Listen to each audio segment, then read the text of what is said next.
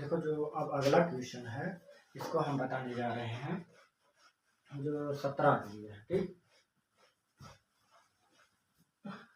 जो अगला क्वेश्चन अब बताने जा रहे हैं वो दिया है कि किसी धारावाहिक चालक के कारण उत्पन्न चुंबकीय क्षेत्र के संबंध में बायोट-सेवर्ट के नियम का उल्लेख कीजिए। ठीक, जो कह रहा है कि किसी धारावाहिक चालक के कारण उत्पन्न चुंबकीय क्षेत्र के संबंध में बायोट-सेवर्ट के नियम का उल्लेख कीजिए। ठीक, यानी चुंबकीय क्षेत्र के संबंध में, ठीक, ये बताना है। तो बायोट-सेवर्ट का नियम हम पढ़ चुके हैं। ठीक, बायोट-सेवर्ट का नियम, ठीक, बायोट-सेवर्ट नियम के अनुसार धारावाहिक चालक के कारण उत्पन्न चुंबकीय क्षेत्र, इसके बारे में पढ़े। तो बायोट-सेवर्ट के नियम जो होता है डेल्टा बी भी लिखते हैं या डी बी भी लिखते हैं, सब एक ही चीज इसका। ठीक, और इसको पहले यानी क्या हमारा होता है आई भी होता है, स्टार्टिंग इसका बता दे रहे सब। देखो यानी पहला जो होता है इसका आई किसके बराबर होता है, आई जो हमारा बी डी भी लिख सकते हैं, डी अनुकरणुपातिक किसका होता है, धारा के होता है। पहला कंडीशन हो गया। फिर दूसरा जो है इसका हमारा बी, ठीक,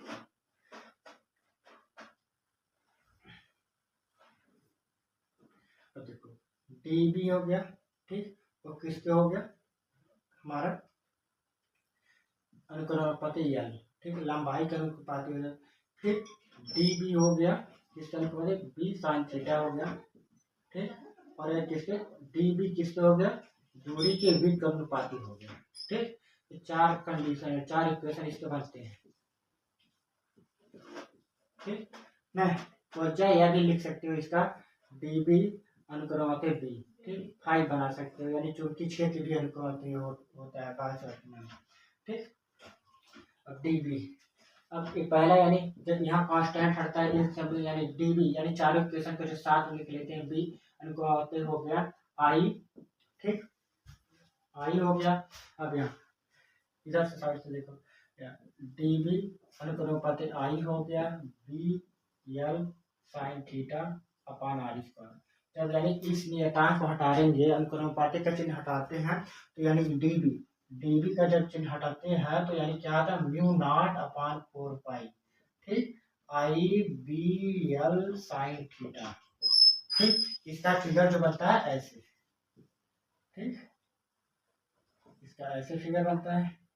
ठीक, इसमें धारा हो गया और ये लंबाई और ये थीटा के लिए हो गया। ठीक, इसमें अब ये क्या होगा हमारा इतना नियतांक जिसकी वैल्यूएशन है म्यू नॉट अपान 4 पाई का मान कितना 10 घाते -7। ठीक, ये वैल्यू पूछा जाता है आपको। ठीक, फिर अगला है एम्पियर का परिपथी नियम लिखिए, जिसे नियतांक कहता है म्यू नॉट की चुंबकीयशीलता कहते हैं। ठीक, चुंबकीय क्षेत्र का मात्रक क्या होता है वेबर, आप पहले पता वेबर होता है। अब एम्पियर का परिपथी नियम लिखिए। एम्पियर के नियम के अनुसार किसी बंद वक्र के परिताप, ठीक, यानी बंद वक्र क्या हो गया, ठीक, इतना बंद वक्र परिताप चुंबकीय क्षेत्र की तीव्रता का रेखीय समाकलन के इंटीग्रेशन लिख के ऐसे क्लोज सरफेस, इसको यहाँ लिख देते हैं क्लोज सरफेस। ठीक, क्लोज सरफेस यहाँ किसी बंद वक्र के परिताप चुंबकीय क्षेत्र की तीव्रता का रेखीय समाकलन। देखो ये रेखीय समाकलन हो गया, चुंबकीय क्षेत्र की तीव्रता का रेखीय समाकलन उस बंद वक्र के, ठीक है, बंद वक्र द्वारा घिरे क्षेत्रफल यानी क्या डीएल। ठीक है, डीएल जो यानी ये क्या आपका छोटा सा क्षेत्रफल चुंबकीय क्षेत्र यानी बी हो गया आपका। फिर यानी डीएल यानी वक्र के यानी छोटे से भाग का क्षेत्रफल से गुजरने वाले कुल वैद्युत धारा का, वैद्युत धारा क्या हो गया आई, कुल वैद्युत धारा आई का म्यू नॉट गुना होता है। ठीक है, म्यू नॉट, ठीक, ये इसी का गुना हो गया यानी कि आपका क्लोज सरफेस हो गया यस। ठीक, अब इसके बाद किसके बी हो गया आपका चुंबकीय क्षेत्र और डीएल हो गया इसकी लंबाई। ठीक, और म्यू नॉट इनटू आई। ठीक, ये भी आपका 2 नंबर में पूछा, काफी बार पूछा जाता है, मोस्ट इंपॉर्टेंट ये भी क्वेश्चन इसका मोस्ट इंपॉर्टेंट, काफी बार पूछा जाने वाला क्वेश्चन। ठीक, अब अगला है लंबी धारावाही परिनालिका के भीतर अक्ष पर स्थित किसी बिंदु पर चुंबकीय बल क्षेत्र का सूत्र लिखिए। ठीक, लंबी धारावाही परिनालिका के भीतर अक्ष पर स्थित किसी बिंदु पर चुंबकीय बल क्षेत्र का सूत्र लिखिए। अब चुंबकीय क्षेत्र का जो सूत्र है ये बी बराबर क्या होता है, बी बराबर mu not an I upon L, ठीक, एन आई अपान एल। अब एन आई अपान एल क्या है, फेरों की संख्या है, ठीक है, एन आई अपान एल क्या है, फेरों की संख्या। जहां ऐसे करके लिख सकते हैं, जहां एन आई अपान एल ये क्या है, फेरों की संख्या है एन, ठीक, फेरों की संख्या यहाँ लिख दिया, ठीक है। ठीक, आई क्या आपका धारा है। फिर पूछा जा रहा है, ये पूछा काफी होगा आपका IMP में है, ठीक। अब किन्हीं दो प्रतिचुंबकत्व वाले पदार्थों के नाम लिखे, प्रतिचुंबकत्व, ठीक, यह एंटी मैग्नेटिक जिसे कहते हैं, यानी बिस्मथ, सोना, ठीक। ये आपके 3 क्वेश्चन हुए। अब अगला जो क्वेश्चन है,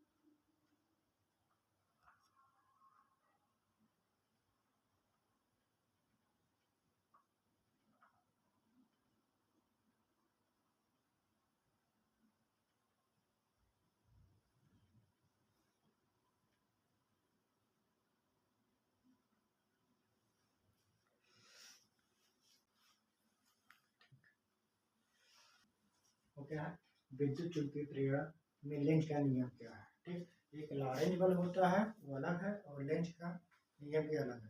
इसलिए वो इसे कौन दिया था, यानी लेंज नामक वैज्ञानिक ने दिया था, और इसे ऊर्जा संरक्षण का नियम भी कहते हैं। यानी ये उसी कण का विरोध उत्पन्न करती है जिससे वह स्वयं उत्पन्न होती है। यह लिखा है, किसी परिपथ में प्रेरित विद्युत वहां बल अथवा प्रेरित धारा की दिशा सदैव ऐसी होती है कि इसका प्रेरित विद्युत वाहक बल की दिशा या प्रेरित विद्युत वाहक बल की दिशा अथवा प्रेरित धारा की दिशा सदैव ऐसी होती है कि यह उस कण का विरोध करती है जिसे वह स्वयं उत्पन्न, या उस कण का विरोध करती है जिसे वह स्वयं उत्पन्न होती है। यह प्रेरित विद्युत वाहक बल की दिशा या प्रेरित धारा की दिशा सदैव ऐसी होती है कि यह उस कण का विरोध करके जिसे वह स्वयं उत्पन्न होती है। इसे क्या कहते हैं, लेंज का नियम कहते हैं। फिर अगला वाला जो क्वेश्चन है, प्रेरित धारा ज्ञात करने के लिए फ्लेमिंग के दाएं हाथ का नियम, ठीक, प्रेरित। अब फ्लेमिंग के दाएं हाथ के नियम के अनुसार यदि हम अपने दाएं हाथ का अंगूठा और उसके पास वाली दोनों अंगुलियों को एक दूसरे के लंबवत फैलाएं, तब यदि पहली अंगुली चुंबकीय क्षेत्र की दिशा तथा अंगूठा चालक के चलने की दिशा को प्रदर्शित करे, तो बीच वाली अंगुली जो होगी चालक के प्रेरित धारा की दिशा को बताएगी, ठीक। पहली वाली जो हमारा चुंबकीय क्षेत्र की दिशा है, ठीक, और इसके बाद एक चालक के चलने की दिशा को, और बीच वाली जो अंगुली होगी वह चालक के प्रेरित धारा की दिशा को बताएगी, ठीक। अगला है, एक हेनरी स्वप्रेरक परिभाषित कीजिए। एक हेनरी स्वप्रेरक को तो परिभाषित काफी बार पूछा जाता है, ये भी क्वेश्चन ए वाला, ठीक। यदि एक कुंडली में 1 एम्पीयर, यदि एक कुंडली में 1 एम्पीयर 1 सेकंड की दर से धारा परिवर्तन के कारण 1 वोल्ट का प्रेरित विद्युत वाहक बल उत्पन्न होता है, तो उस कुंडली का स्वप्रेरक और गुणांक 1 हेनरी का तुल्य होगा, ठीक। यानी कितना होगा, 1 एम्पीयर 1 सेकंड की दर, 1 एम्पीयर 1 सेकंड की दर से धारा परिवर्तन, धारा कितना होगा, 1 वोल्ट, ठीक है, प्रेरित विद्युत वाहक बल उत्पन्न होता है, तो उस कुंडली का स्वप्रेरक गुणांक 1 हेनरी का तुल्य होगा। 1 हेनरी बराबर 1 वोल्ट बटे 1 एम्पीयर पूरे 1 सेकंड होता है।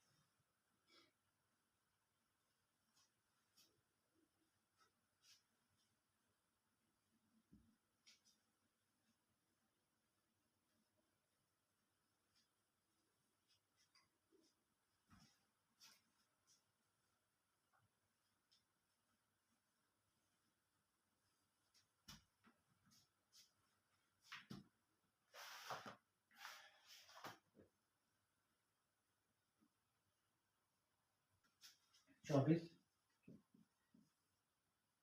विद्युत चुंबकीय स्पेक्ट्रम में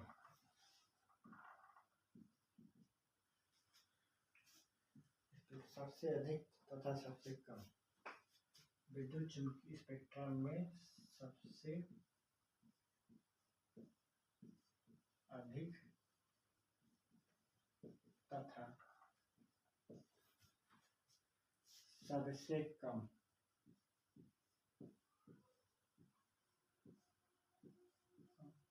तरंग दैर्ध्य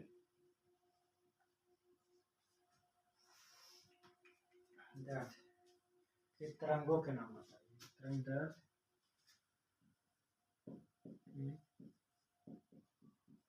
तरंगों के नाम बताइए।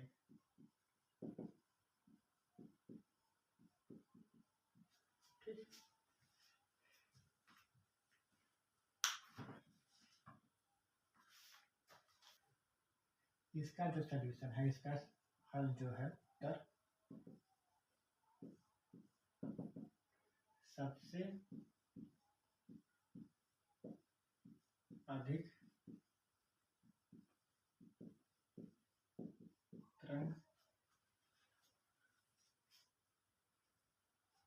तरंगों का तरंग दैर्ध्य रेडियो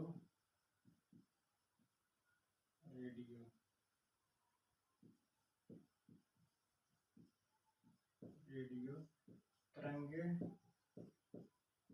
तथा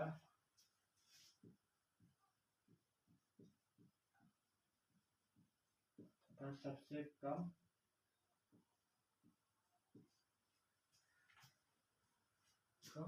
गामा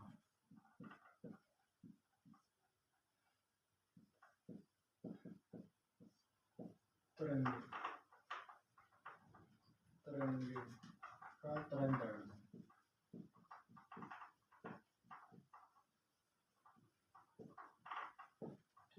अगला जो क्वेश्चन है 25।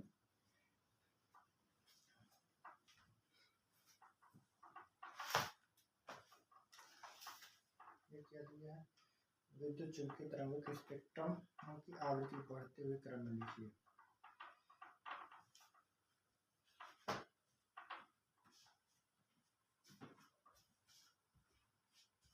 अगला विद्युत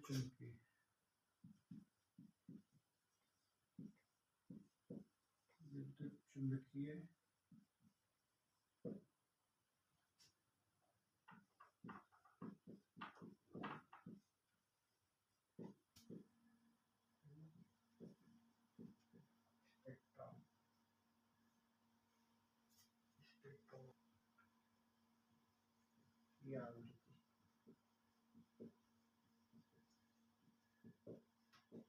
बढ़ते हुए क्रम में लिखिए।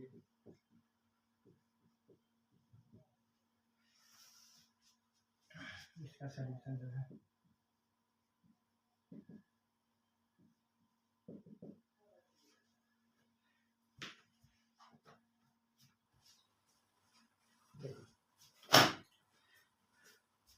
ये क्या है?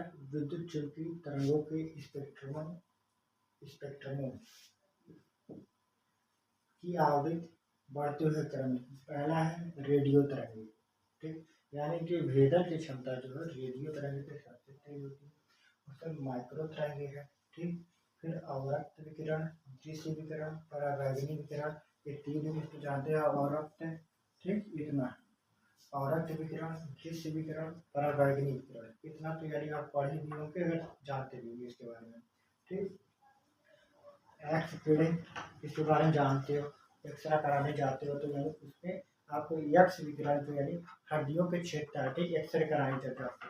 तो इसके बाद आता है गामा विकिरण, ठीक। गामा सबसे कम वाले गामा यानी इनके बढ़ते हुए क्रम, ठीक। गामा का ये होता है बहुत तेज होता है, ठीक, गामा विकिरण। ये अगर ज़्यादा तो हड्डियों को भी गलाने देगा ये, विद्युत चुम्बक के ऊपर वाला पढ़ चुके हैं। विद्युत चुम्बकीय स्पेक्ट्रम में सबसे अधिक तथा सबसे कम तरंगदैर्घ्य के तरंगों के नाम बताइए। सबसे कम अधिक वाले किसका है? रेडियो तरंगे। ठीक, सबसे अधिक में रेडियो तरंगे और उसके बाद सबसे कम वाले में क्या होगा? गामा तरंगे। ठीक, इनका।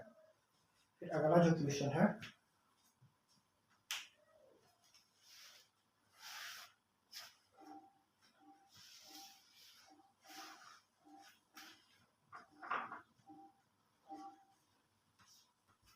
विद्युत चुम्बकीय तरंगों के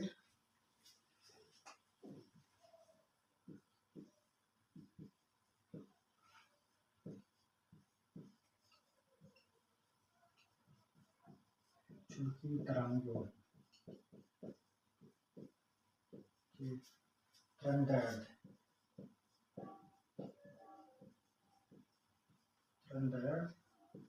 को बढ़ते हुए क्रम में, तरंगदैर्घ्य को बढ़ते हुए।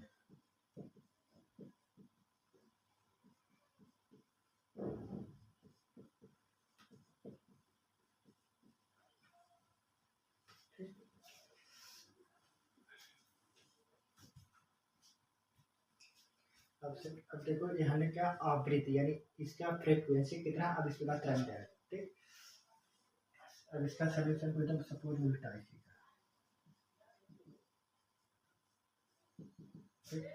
गामा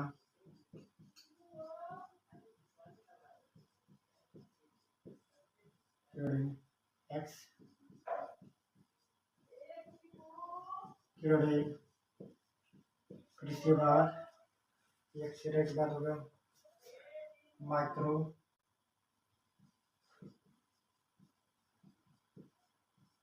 तरंगे, फिर इसके बाद हो गया रेडियो तरंगे। ठीक, अब इसी प्रकार हमने यानी एक पार्ट का पूरा अति लगभग का मोस्ट इम्पोर्टेंट क्वेश्चन जितना था उतना हमने किया। ठीक, और फिर इसके बाद पार्ट 2 का। ठीक, इसके बाद अब करते हैं। ठीक, प्रकाशिकी के बाद अब आगे चलते हैं इसमें।